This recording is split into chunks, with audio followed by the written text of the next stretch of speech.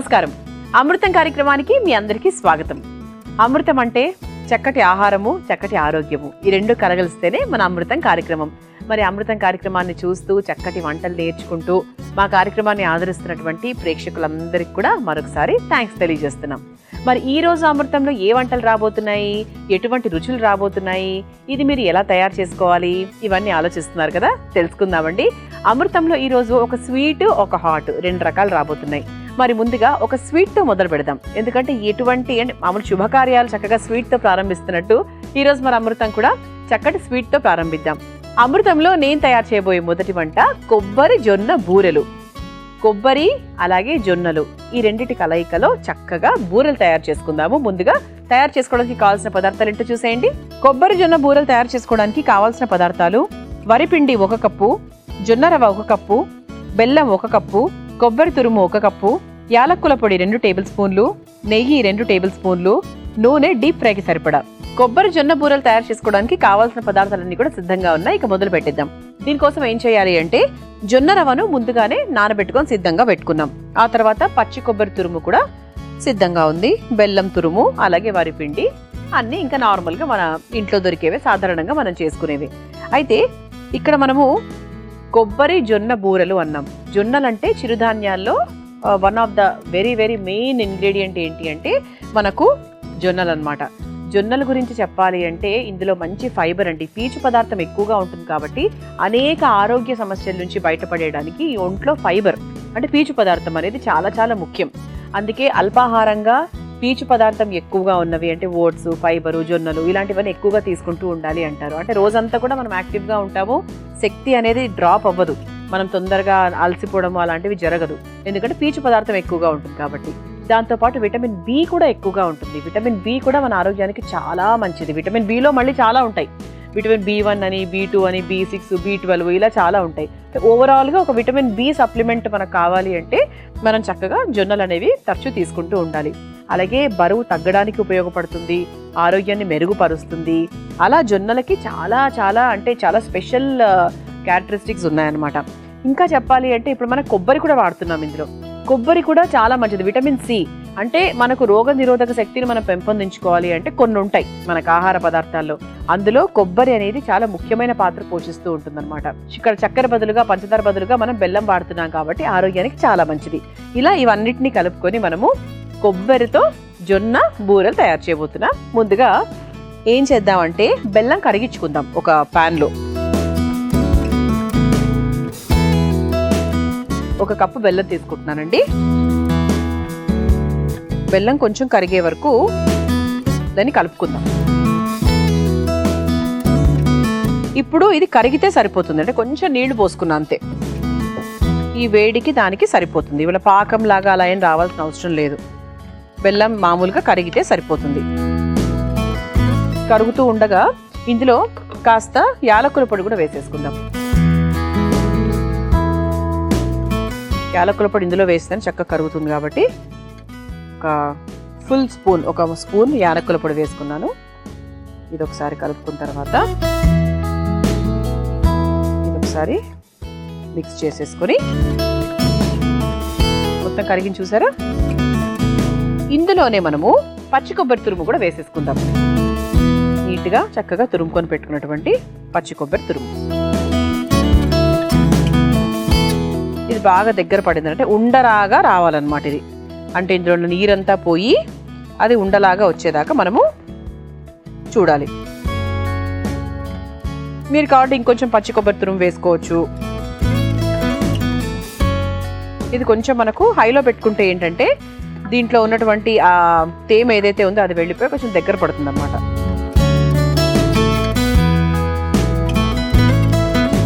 ఈలోపు మనం ఏం చేద్దామంటే ఇప్పుడు మనం ఇది బూరెలు అన్నాం కదండి. బూరెలు అన్నాం కాబట్టి ఇది మనకు ఒక ఉండ కట్టేదానికి సులువుగా రావాలన్నమాట. అంతవరకు దీన్ని మనం కొంచెం హైలో పెట్టి ఆ నీరు ఏదైతే ఉందో అది మనకు ఆవిరిలో వెళ్ళిపోతే అది ఉండ కట్టుకోవడానికి కరెక్ట్గా వస్తుంది. ఈలోపు మనం ఏం చేద్దాము, బూరెను మనము వరిపిండి దాంట్లో పెట్టి స్టఫ్ చేసిన తర్వాత డీప్ ఫ్రై అనేది చేస్తున్నాం అనమాట.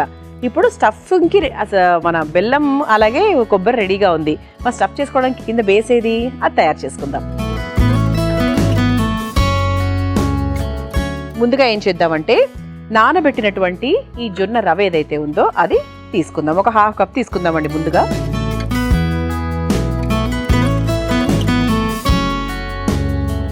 ఆ తర్వాత అందులో దానికి సరిపడా వరిపిండి,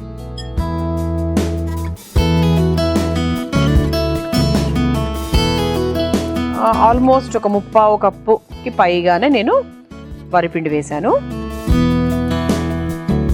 ఓకే సార్. సో ఇలా కలిపేసుకున్నాం కదా. ఇటువైపు చూస్తే చక్కగా బెల్లం కూడా దగ్గర పడుతుంది. చల్లారితే ఖచ్చితంగా మనకు దగ్గర పడిపోతుంది. చూసారా, నీళ్ళన్నీ కూడా చాలా వరకు వెళ్ళిపోయాయి అండ్ రంగు కూడా మారింది. దీన్ని కాసేపు చల్లారనిద్దాం. ఈలోపు మనం ఏం చేద్దామంటే ఇక్కడ చక్కగా పిండి సిద్ధం చేసుకుందాం.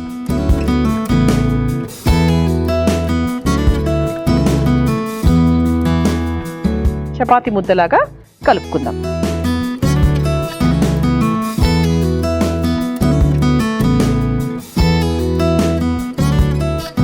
ఇది ఒకసారి నీట్గా చక్కగా మిక్స్ చేసేసుకుందాం. సాధారణంగా బూరెలు అంటే మనకు దోస పిండి అది వాడి చేస్తూ ఉంటాం కదా, అలా కాకుండా కొంచెం డిఫరెంట్గా అన్నమాట.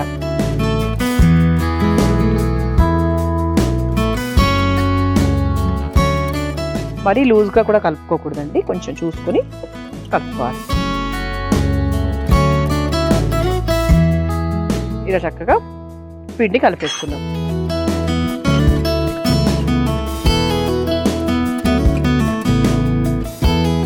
ఒకవైపు మనకి బెల్లము అలాగే కొబ్బరి మిశ్రమం సిద్ధంగా ఉంది, మరోవైపు వరిపిండి అలాగే జొన్న రవ్వతో చక్కగా పిండి సిద్ధంగా ఉంది. ఇప్పుడు మనం నూనె వేడి చేసుకుందాం. ఇటువైపు నూనె వేడవుతూ ఉంటుంది. ఈలోపు మనం చేతికి చక్కగా నెయ్యి రాసుకుంటూ లేదా నూనె రాసుకుంటూ మనం చక్కగా బూరెలు సిద్ధం చేసుకుందాం.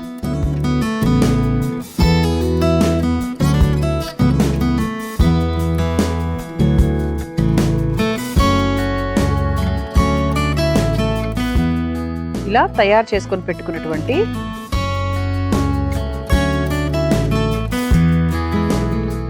కొబ్బరి అలాగే బెల్లం మిశ్రమాన్ని ఇందులో స్టఫ్ చేసుకుందాం.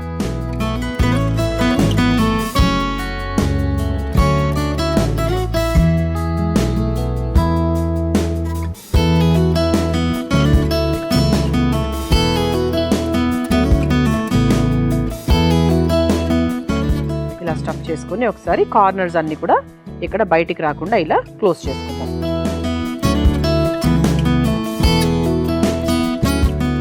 ఇలా స్టఫ్ చేసుకొని చక్కగా మనకు నూనెలో వేసేసుకోవడమే. నూనె కాస్త వేడవ్వాలండి. ఈలోపు ఇవన్నీ తయారు చేసుకొని నేను పక్కన పెట్టుకుంటాను. సో ఇది పండగలకు తయారు చేసుకోవచ్చు. అలాగే మీ పిల్లలు ఎప్పుడైనా ఏదైనా తినాలనిపిస్తోంది అంటే సరదాగా వాళ్ళకు కూడా చేసి చూపించవచ్చు.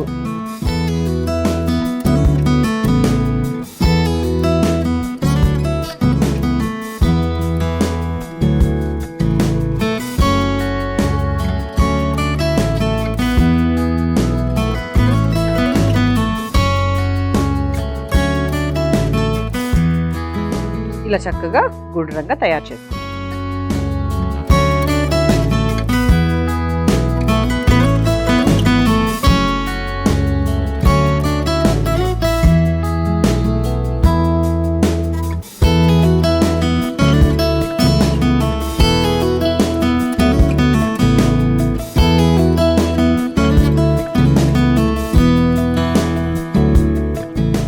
ఇలా తయారు చేసిన బూరెల్ని నూనె కూడా వేడెక్కింది కాబట్టి నూనెలో వేసేస్తాను. ఇలా ముందుగా తయారు చేసుకున్నవి కూడా చక్కగా నూనెలో వేసేస్తున్నాను.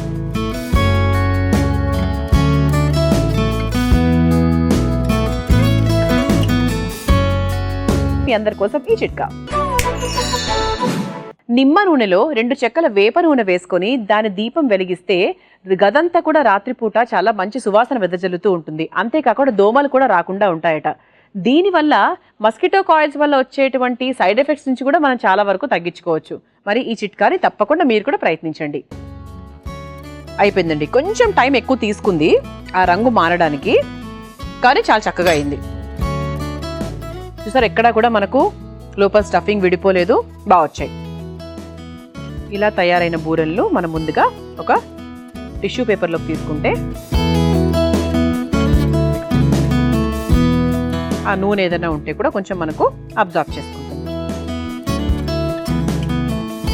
స్టవ్ ఆఫ్ చేసేసుకుందాము. చూసారా జొన్న రవ ఎంత బాగా కనపడుతుందో.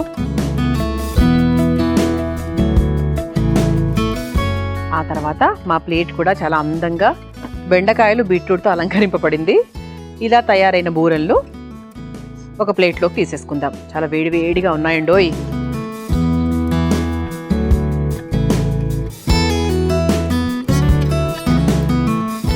ఇలా అందంగా చక్కగా రుచికరంగా ఆరోగ్యకరంగా కొబ్బరి జొన్న బూరెలు సిద్ధమైపోయాయి. దీన్ని మీరు తయారు చేసుకోవాలనుకుంటే కావాల్సిన పదార్థాలు తయారు చేసుకునే విధానం మరొకసారి చూసేయండి. కొబ్బరి జొన్న బూరెలు తయారు చేసుకోవడానికి కావాల్సిన పదార్థాలు: వరిపిండి 1 కప్పు, జొన్న రవ 1 కప్పు, బెల్లం 1 కప్పు, కొబ్బరి తురుము 1 కప్పు, యాలక్కుల పొడి 2 టేబుల్ స్పూన్లు, నెయ్యి 2 టేబుల్ స్పూన్లు, నూనె డీప్ ఫ్రైకి సరిపడా. కొబ్బరి జొన్న బూరెలు తయారు చేసుకునే విధానం: ముందుగా స్టవ్ వెలిగించి పాన్ లో బెల్లం వేసి కాస్త నీళ్లు పోసి కరిగించుకోవాలి. తర్వాత అందులో యాలక్కుల పొడి, పచ్చి కొబ్బరి తురుము వేసి దగ్గర పడేదాకా మగ్గించుకోవాలి. ఇప్పుడు ఒక మిక్సింగ్ బౌల్లో నానబెట్టుకున్న జొన్న రవ, వరిపిండి, కొద్దిగా నీళ్లు పోసి ముద్దలాగా కలుపుకోవాలి. తర్వాత చిన్న చిన్న పూరీల్లాగా ఒత్తుకొని బెల్లం మిశ్రమాన్ని అందులో వేసి క్లోజ్ చేసుకోవాలి. ఇప్పుడు స్టవ్ వెలిగించి నూనె వేడి చేసుకుని సిద్ధం చేసుకున్న బూరెల్ని అందులో వేసి దూరగా రంగు మారేంత వరకు వేయించుకొని ఒక సర్వింగ్ ప్లేట్లోకి తీసుకుని సర్వ్ చేసుకుంటే కొబ్బరి జొన్న బూరెలు రెడీ.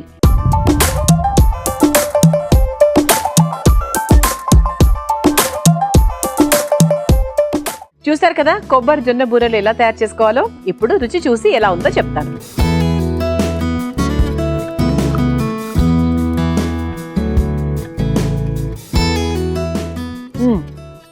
బాగుందండి చక్కగా. నేను వేసిన స్టఫింగ్ కూడా చక్కగా వచ్చింది, భలే వచ్చాయి. పైనంతా కరకరలాడుతూ ఉండేది. మామూలుగా మనకు దోసపిండి అది చేసినప్పుడు కొంచెం మెత్తగా వస్తాయి కదా, ఇది చక్కగా కరకరలాడుతూ జొన్న పిండి జొన్న రవ అది ఉంది కాబట్టి వరిపిండి చాలా చాలా బాగా వచ్చిందనమాట. ఓకే, మరి మొదటి వంట పూర్తి అయిపోయింది. చక్కటి స్వీట్తో ప్రారంభించేసాము. అమృతంలో రెండో వంటలకు వెళ్ళిపోదామా? అమృతంలో నేను తయారు చేయబోయే రెండో వంట గుత్తి కాకరకాయ. గుత్తి వంకాయ అందరికీ తెలిసిందే, కాకరకాయ ఎంత మంచిదండి. కానీ పిల్లలు మాత్రం కాకరకాయకి అలా దూరంగా ఉంటారు. గుత్తి కాకరకాయ ట్రై చేయండి, నచ్చుతుందేమో చూద్దాం. ముందుగా గుత్తి కాకరకాయ తయారు చేసుకోవడానికి కావాల్సిన పదార్థాలు ఏంటో చూద్దాం. గుత్తి కాకరకాయ తయారు చేసుకోవడానికి కావాల్సిన పదార్థాలు: కాకరకాయలు 5, ఉప్పు తగినంత, పసుపు చిటికెడు, కొబ్బరి ముక్కలు కొద్దిగా, ఎండుమిర్చి 5, ధనియాలు 2 టేబుల్ స్పూన్లు, జీలకర్ర 2 టేబుల్ స్పూన్లు, బెల్లం తగినంత, కరివేపాకు కొద్దిగా, నూనె 4 టేబుల్ స్పూన్లు. గుత్తి కాకరకాయ తయారు చేసుకోవడానికి కావాల్సిన పదార్థాలన్నీ కూడా సిద్ధంగా ఉన్నాయి. మొదలు పెట్టిద్దాం. అయితే దీనికోసం ముందుగా మనం ఏం చేసామంటే కాకరకాయలను మధ్యలో ఇలా కట్ చేసుకుని అందులో గింజలు అవి కూడా తీసేసాం. అంటే మనకి ఈ చేదు అనేది కొంచెం తగ్గడానికి అలా చేస్తూ ఉంటాం అనమాట. మామూలుగా కాకరకాయలు రకరకాలు ఉంటాయి. వేపుడు తయారు చేసుకుంటాము, పులుసులు తయారు చేసుకుంటాము, గుజ్జు తయారు చేసుకుంటాము, ఇలా చాలా రకాలు ఉన్నాయి. ఇది ఏంటి అంటే మనకు అన్నంలో లేదంటే మన దంపుడు బియ్యం ఏది తింటే అది ఒక ఫ్రై లాగా చక్కగా నంచుకొని తినడానికి ఒక అలాంటి కర్రీ అనమాట. సో కర్రీ కిందికి వస్తుంది నేను చేసేటువంటి వంట గుత్తి కాకరకాయ. అంటే గుత్తి వంకాయ లాగానే అండి.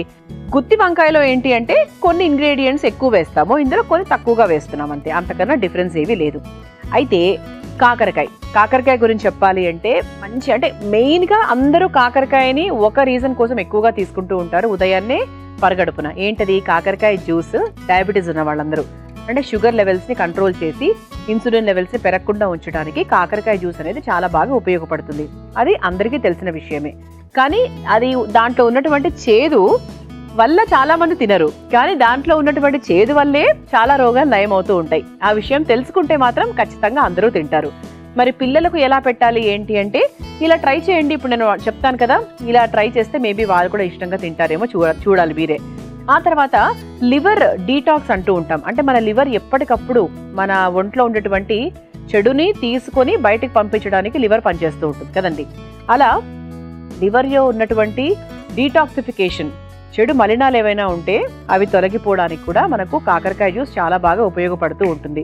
అంతేకాకుండా ఇందులో రకరకాల విటమిన్స్, కాల్షియము, తర్వాత మ్యాంగనీసు, ఐరన్, ఫోలేట్ ఇవన్నీ చాలా అధికంగా ఉంటాయి.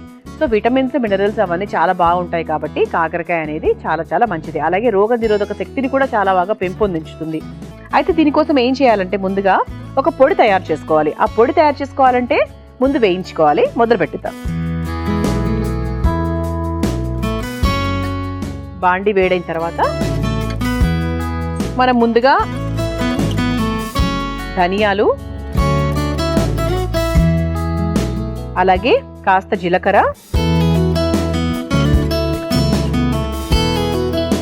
కారానికి సరిపడా ఎండుమిరపకాయలు ఒక 4 తీసుకున్నాను నేను. ఆ తర్వాత ఎండు కొబ్బరి, ఇది ఒకసారి వేయించేసుకుందాం. కరివేపాకు చివరిలో వేస్తున్నాను. ఇప్పుడు ఇందులో కాస్త కరివేపాకు వేసుకొని, చూసారా చక్కగా వేగిపోయింది. ఇప్పుడు దీన్ని మనం ఒక బౌల్లోకి తీసేసుకుందాం. ఈ పొడిని మీరు మామూలుగా వేరే కూరల్లో కూడా వేసుకోవచ్చండి. ఎందుకంటే మన నూనె అది వాడలేదు కాబట్టి చాలా రోజుల వరకు మనం ఫ్రిడ్జ్లో పెట్టేసుకున్నామంటే తాజాగానే ఉంటుంది. ఎందుకన్నా నేను గుత్తి వంకాయలో వేరే ఉంటాయని, గుత్తి వంకాయలో మనము కొంచెం శనగపప్పు, ఇవన్నీ మినపప్పు అలాంటివి కూడా వేసుకుంటూ ఉంటాం కదా, మెంతులు అవన్నీ ఉంటాయి. దీంట్లో అవన్నీ లేవు. చిన్న చిన్న డిఫరెన్స్లు ఉన్నాయి అంతే. అయితే ఇప్పుడు ఈ మిశ్రమాన్ని నేను కొంచెం పొడి తయారు చేసుకుంటా. పొడి చేసుకున్న తర్వాత అప్పుడు నెక్స్ట్ ఏం చేయాలనే విషయం చెప్తా. ముందుగా పొడి చేసుకొని తీసుకొచ్చేస్తా. ఇదిగోండి, ఇలా చక్కగా 90% వరకు కచ్చా పచ్చగా రుబ్బుకొని తీసుకొచ్చేసాను. ఇది పక్కన పెట్టేసుకుందాము. ఇప్పుడు ఏం చేయాలంటే ఇందులో కాస్త పసుపు వేసుకుందాం. ఇందులో కొంచెం పసుపు, కాస్త ఉప్పు, అలాగే కొంచెం బెల్లం.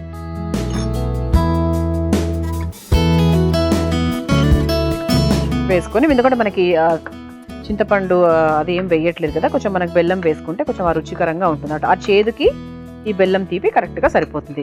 ఇందులో అంటే కొంచెం నీళ్లు పోసుకుందామండి. మరి ఎక్కువగా కాకుండా స్టఫింగ్ చేసుకోవడానికి అణువుగా అన్నమాట. పేస్ట్ లాగా, అంటే థిక్ పేస్ట్ లాగా అయితే సరిపోతుంది. ఇంతకన్నా నీళ్ళు అవసరం లేదు. ఇప్పుడు మనం ఏం చేద్దామంటే ఇలా మధ్యలో కట్ చేసుకొని పెట్టుకున్నటువంటి కాకరకాయలో మనం తయారు చేసుకున్న పొడిని చక్కగా ఇలా స్టఫ్ చేసుకుందాం. ఈ విధంగా ఇలా అన్నిటినీ స్టఫ్ చేసేసుకుందాం.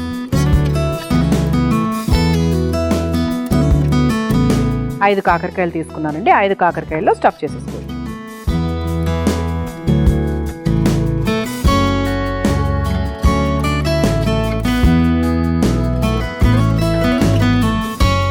ఇలా కొంచెం కొత్తగా మనకు చేసుకుంటే పిల్లలు కూడా ఇంట్రెస్టింగ్గా తింటారనేది, అంటే ఆడవాళ్ళందరూ ఇంట్లో మదర్స్ అందరూ ముఖ్యంగా పిల్లలు తినాలి అని చాలా కోరుకుంటారు కాబట్టి, సో వాళ్ళకి ఈ విధంగా చేస్తే మేబీ నచ్చొచ్చేమో. ఇప్పుడు స్టవ్ వెలిగించేసుకుందాము. ఈ ప్యాన్ ఆన్ చేశాను.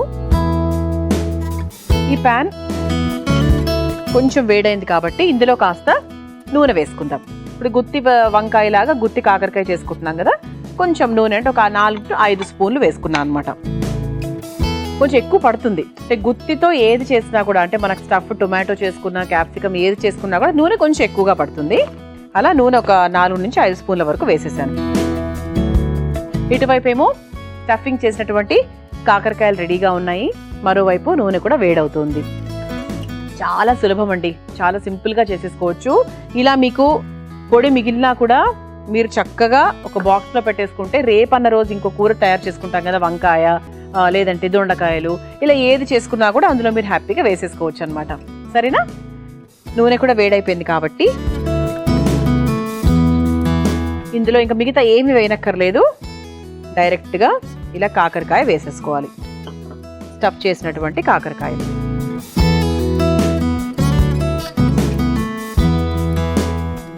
ఇది మనం మూత పెట్టి మగ్గించుకుంటే ఇంకొంచెం త్వరగా అవుతుంది. మూత పెట్టకుండా ఉంటే మనం కొంచెం మీడియం ఫ్లేమ్, మరి తక్కువ ఫ్లేమ్లో పెట్టుకోకుండా కొంచెం మీడియం ఫ్లేమ్లో పెట్టుకోవాలి.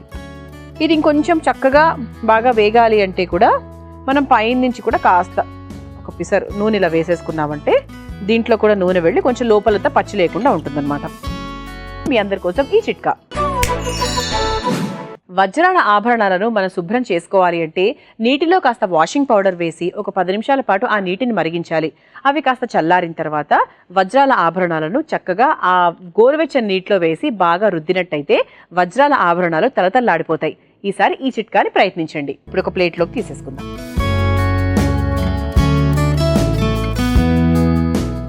చక్కగా ఫ్రై అయిపోయింది.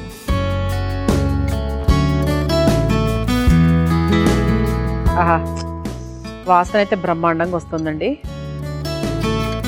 ఇది అన్నంలో వేడివేడి అన్నంలో కలుపుకొని తిన్నా భలే ఉంటుంది. ఇలా చాలా రుచికరమైన తక్కువ సమయంలో తక్కువ పదార్థాలతో చక్కటి గుత్తి కాకరకాయ రెడీ అయిపోయింది. మీరు తయారు చేసుకోవాలనుకుంటే కావాల్సిన పదార్థాలు తయారు చేసుకునే విధానం మరొకసారి చూసేయండి. గుత్తి కాకరకాయ తయారు చేసుకోవడానికి కావాల్సిన పదార్థాలు: కాకరకాయలు 5, ఉప్పు తగినంత, పసుపు చిటికెడు, కొబ్బరి ముక్కలు కొద్దిగా, ఎండుమిర్చి 5, ధనియాలు 2 టేబుల్ స్పూన్లు, జీలకర్ర 2 టేబుల్ స్పూన్లు, బెల్లం తగినంత, కరివేపాకు కొద్దిగా, నూనె 4 టేబుల్ స్పూన్లు. గుత్తి కాకరకాయ తయారు చేసుకునే విధానం: ముందుగా స్టవ్ వెలిగించి బాండీలో ధనియాలు, జీలకర్ర, ఎండుమిర్చి, ఎండు కొబ్బరి ముక్కలు, కరివేపాకు వేసి వేయించుకొని తీసి చల్లారిన తర్వాత పొడి చేసుకొని సిద్ధంగా పెట్టుకోవాలి. తర్వాత అందులో కొద్దిగా పసుపు, సరిపడా ఉప్పు, కాస్త బెల్లం వేసి కొద్దిగా నీళ్లు పోసి మెత్తగా కలుపుకోవాలి. ఇప్పుడు కాకరకాయల్లో ఈ మిశ్రమాన్ని స్టఫ్ చేసుకోవాలి. తర్వాత స్టవ్ వెలిగించి బాండీలో నూనె వేసి వేడైన తర్వాత అందులో స్టఫ్ చేసుకున్నటువంటి కాకరకాయల్ని వేసి 2 వైపులా దూరగా వేయించుకొని ఒక సర్వింగ్ ప్లేట్లోకి తీసుకుని సర్వ్ చేసుకుంటే ఎంతో కరకరలాడే రుచికరమైన గుత్తి కాకరకాయ రెడీ.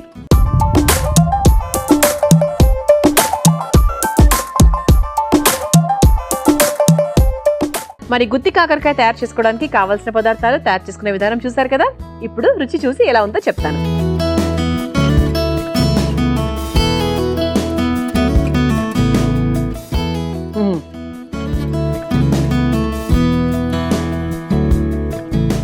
బాగుందండి. ఒక చిరు చేదైతే ఖచ్చితంగా ఉంది. కాకరకాయని మనం ఏమీ ఉడికించలేదు కాబట్టి, కానీ బాగుంది. లోపల కొంచెం స్పైసీగా కాకరకాయ రుచి అది యాడ్ అయ్యి చాలా చాలా టేస్టీగా ఉంది. రుచి కన్నా ఎక్కువగా ఏంటి అంటే కాకరకాయ అనేది ఆరోగ్యానికి చాలా మంచిది. అంతే గుడ్డిగా అది ఏ వంట అయినా సరే తినేయాల్సిందే. చూసారు కదా, మరి ఇవాళ మన అమృతం కార్యక్రమంలో నేను పరిచయం చేసిన ఈ 2 వంటకాలు చాలా చాలా రుచిగా ఉన్నాయి. తప్పకుండా ప్రయత్నించండి. రేపటి అమృతం కార్యక్రమంలో మరో 2 చక్కటి వంటకాలతో కలుసుకుందాం. అంతవరకు సెలవు, నమస్కారం. ఈ కార్యక్రమాన్ని తిరిగి చూడాలనుకుంటే www.youtube.com/ETV Life Spiritual లో చూడవచ్చు.